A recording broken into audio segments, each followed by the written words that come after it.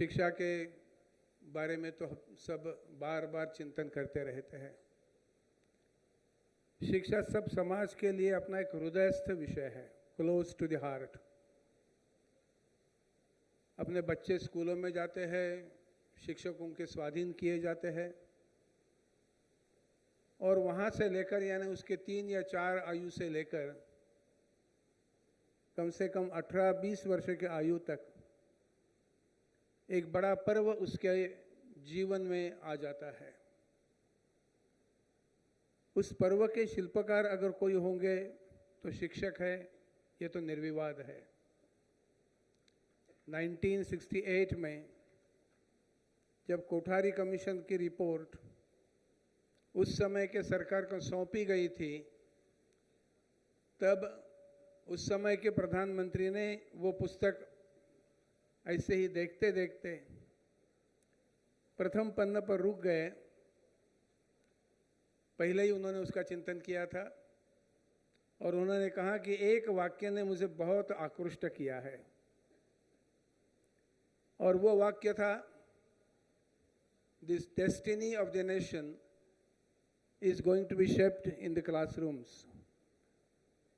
राष्ट्र का भवितव्य अभी कक्षाओं में निर्माण होने वाला है। मैं विचार करता हूँ कि ये जो भवितव्य की कल्पना है, भविष्य की कल्पना है, उज्ज्वलता की कल्पना है, उसके पीछे अगर कोई अंतःकरण और हाथ लेकर खड़ा होगा तो अपना शिक्षक है। और शिक्षक के ही बलबूते पर destiny of the nation is going to be shaped.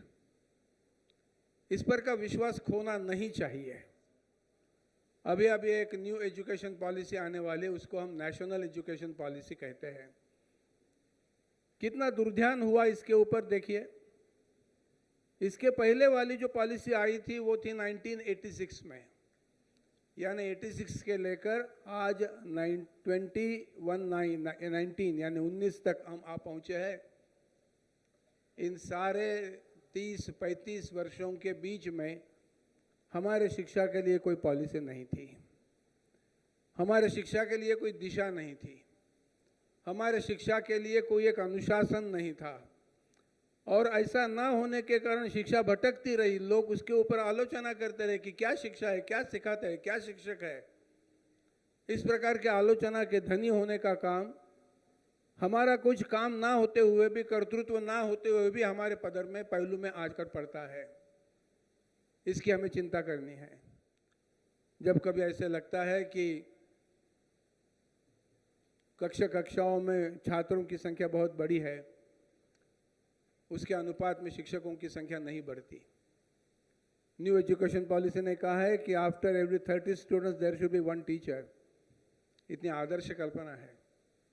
आज हमारे एक क्लास में माध्यमिक शिक्षा का उदाहरण अगर लेंगे तो कम से कम 70 छात्र वहाँ बिठाए रहते हैं और 70 छात्रों के साथ एक शिक्षक सिखाना एक बिल्कुल अशैक्षिक बात हमारे सामने आती है। मैं किसी सरकार को जवाबदार नहीं मानूंगा इसके लिए। हमारी रचना में ही एक दोष आया है, वो पीढ़ी से चलते आ रहा है, उसको दुरुस्त करने का काम नहीं हुआ है और इसलिए इसके तरफ भी ध्यान देने की आवश्यकता है। शिक्षकों के सब प्रकार के व्यवहारों को समाज देखता रहता है।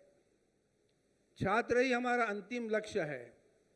जो छात्र इस देश के भविष्य की एक नींव रखने वाला बच्चा है, बच्ची है, इस प्रकार की अगर कोई एक इमारत खड़ी करनी होगी तो छात्र के जीवन में उसके विकास की सारी अवधारणाएं हमारे शिक्षा के माध्यम से आनी चाहिए।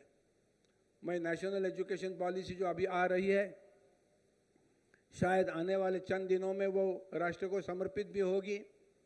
उसके बारे में कुछ 3-4 पहलुओं की तरफ आपका ध्यान आकर्षित करता हूँ, क्योंकि मेरा विश्वास है कि बहुत सालों के बाद में एक अच्छी आदर्श नेशनल एजुकेशन पॉलिसी इस समाज में आने वाली है। और उसके अनुरोध में हम सारा प्रयास कर रहे हैं। शैक्षिक महासंघ ने भी बार बार डॉक्टर कस्तूरी रंगन कमेटी के सामने जाकर अपना प्रतिनिधित्व किया है। हमें जो चाहिए उसके बारे में चर्चा की है। 3 वर्ष के बालक से लेकर अभी छात्र उसको मानकर सारी रचना करेगी। ये नेशनल एजुकेशन पॉलिसी अपना अधिकार मांगती है कि आंगनवाड़ी की शिक्षिका अगर सिखाने के लिए आती है तो 3 वर्ष से लेकर 6 वर्ष तक उसका पहला एक हिस्सा रहेगा, और 3 वर्ष का छात्र भी राइट टू एजुकेशन एक्ट में समाविष्ट किया जाएगा। उसके भवितव्य का विचार कानून के रूप में भी करने की आवश्यकता उसमें बताई गई है। शिक्षक अनुसंधान नहीं करते, ऐसी आलोचना बहुत बार होती है। जो भी अनुसंधान करते हैं वो अपर्याप्त मात्रा में सामने आता है। जो भी अनुसंधान करते हैं वो समाज के लिए उपयुक्त नहीं रहता है। उसके बौद्धिक खाद्य के लिए शायद उपयुक्त होगा, वो भी महत्व का है, लेकिन समाज के लिए उपयुक्त ऐसा अनुसंधान वो करे। इस शिक्षा नीति में नेशनल रिसर्च फाउंडेशन के रूप में प्रतिवर्ष 20,000 करोड़ रुपए का प्रावधान करके अनुसंधान के लिए प्रेरणा दी है। अधिकाधिक मात्रा में अपने छात्रों के विकास के लिए जो अनुसंधान करने की आवश्यकता है वो अनुसंधान आप करते रहे, मेरा आप सबसे आह्वान है। नेशनल एजुकेशन पॉलिसी इसके बारे में और भी विचार करती है। मैं एक और मुद्दे की तरफ आपका ध्यान आकर्षित करूंगा। बहुत सालों से विद्यार्थी परिषद की मांग थी, शायद विजय भाई रूपाणी भी उस समय विद्यार्थी परिषद के कार्यकर्ता थे, और उस मांग को अभी अच्छे दिन दिखने लगे हैं इस नेशनल एजुकेशन पॉलिसी के रूप में। और वो मांग ऐसी है कि शिक्षा के लिए एक राष्ट्रीय आयोग उत्पन्न करना चाहिए, नेशनल कमीशन फॉर एजुकेशन। हमारा सारा प्रयास है कि इस प्रकार का आयोग वहाँ प्रस्थापित हो, और इसमें शिक्षकों को भी अपना कहना रखने की एक संधि, एक अवसर यहाँ प्राप्त हो। एक नए पर्व के लिए हम सामने आ रहे हैं, एक परिवर्तन की कगार पर खड़े हैं, और ऐसे परिवर्तन को सिद्ध होने का काम हमें भी करना है, अनुसंधान करना है, यानी दायित्व आता है। शिक्षा आयोग में सहभागी होना यानी शिक्षा के तरफ देखने के दृष्टिकोण को स्वच्छ और निर्दोष बनाने की आवश्यकता रहती है। तो अधिकारों के साथ साथ दायित्व भी आता है। हमारे सामने एक और पृष्ठभूमि है, उस पृष्ठभूमि का उल्लेख करना मुझे आवश्यक लगता है। जिस क्षेत्र में हम यहाँ बैठे हैं उस पर बड़ा परिणाम करने वाली और उसके लिए चिंतन करने की बात है, इसलिए मैं कहता हूँ, जिसको हम ग्रॉस एनरोलमेंट रेशो कहते हैं। शिक्षा की तरफ आने वाले बच्चों की, छात्रों की संख्या सद्भाग्य से बहुत अच्छी तरह से और अधिक गतिमानता से बढ़ रही है।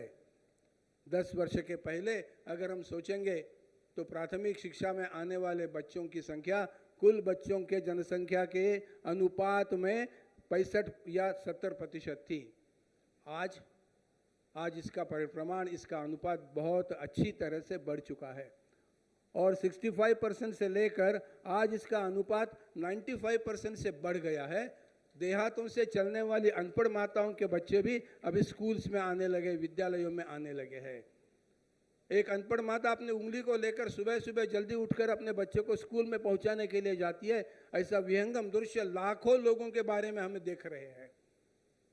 उसी का परिणाम लेकर सेकेंडरी एजुकेशन की तरफ 10 वर्ष के पहले आने वाले छात्रों की संख्या लगभग 55% से ज़्यादा नहीं थी। मित्रों, जहां हम इतना बड़ा काम कर रहे हैं वहां अभी छात्रों की संख्या भी बढ़ने वाली है, और सेकेंडरी एजुकेशन की तरफ 55% से लेकर आज कम से कम 85% तक ग्रॉस एनरोलमेंट रेशियो आने वाला है। तीसरी बात जो आती है स्वाभाविकतः, वो बात है उच्च शिक्षा की। उच्च शिक्षा यानी महाविद्यालय में चलने वाली शिक्षा। और उच्च शिक्षा के बारे में हम देखेंगे तो पहले लगभग 35 to 40% एनरोलमेंट था, इससे ज़्यादा नहीं था। आज न्यू एजुकेशन पॉलिसी ने तय किया है कि 20 से 30 के पहले ये 50% किया जाएगा, और 20 से 30 के आगे चलने वाले दशक में ये 100% करने का भी प्रयास है। आर्टिफिशियल इंटेलिजेंस वगैरह की बातें करते हैं, लेकिन शिक्षक और विद्यार्थी सामने आकर शिक्षा करे, इसके लिए कोई पर्याय नहीं है, कोई विकल्प नहीं है। बहुत बार विकल्पों की चर्चा चलती है कि अभी टेक्नोलॉजी आएगी और टेक्नोलॉजी के माध्यम से वो सारे स्मार्ट बोर्ड्स वगैरह वो करने दीजिए, कोई उसमें कोई दिक्कत नहीं, we are not against technology. लेकिन टेक्नोलॉजी अपने जीवंत शिक्षण को विकल्प नहीं हो सकती। इस हृदय से उस हृदय तक पहुंचाने वाले शिक्षक को विकल्प नहीं हो सकती। आखिरी मुद्दा मेरे मन में आता है जिसके बारे में हम सदा चिंतन करते हैं, लेकिन चिंतन करने वाली ही बात होने के कारण सदा चिंतन करना बाध्य होता है, वो है संस्कारों की शिक्षा। पाठ्यक्रमों में तो संस्कारों की शिक्षा दी जाती है, कुछ मात्रा में होता है, लेकिन शिक्षकों के माध्यम से जो एक संस्कारों की शिक्षा देने की आवश्यकता है। आज का विद्यार्थी कल का नागरिक है, कल का नेता है, कल का सब कुछ है, और वो सब कुछ होते हुए उसको संस्कारित होकर ही शिक्षा संस्था से बाहर जाए। देश, समाज, राष्ट्र, इस सारी कल्पना के बारे में उसके मन में एक रचनात्मक और विधायक भूमिका रहे। समाज में चलने वाली कुरीतियों को न मानते हुए वो समाज को निर्दोष बनाने के किसी न किसी क्षेत्र में जुड़ जाए। समाज की चिंता करने वाला युवा उत्पन्न करे। करियर महत्व का है, लेकिन आजकल करियर के पीछे दौड़ते दौड़ते इन सारे संस्कारों को, वैल्यू एजुकेशन को भूलने का सारा प्रयास हो रहा है। व्यक्तिशः मुझे और अपने संगठन के रूप में आप सबको इसकी चिंता हम बार बार व्यक्त करते हैं। स्वामी विवेकानंद के जयंती पर जो कर्तव्य बोध होता है, इस कर्तव्य बोध में केवल कक्षाओं की शिक्षा पूरी करो, इतना ही केवल कर्तव्य बोध नहीं है। सामने आने वाला जीवंत छात्र, यही हमारे लिए एक अंतिम उद्दिष्ट है कि राष्ट्र के लिए शिक्षा है, समाज की उन्नति के लिए शिक्षा है, लेकिन उसके लिए शिक्षक भी है। इन सारे घटकों को एकत्र बनाकर एक माला में गुंफ कर आगे बढ़ने वाले भविष्यतव्य को आज जो है उससे अधिक उज्जवल बनाने की पराकाष्ठा में हम सब लग जाएंगे।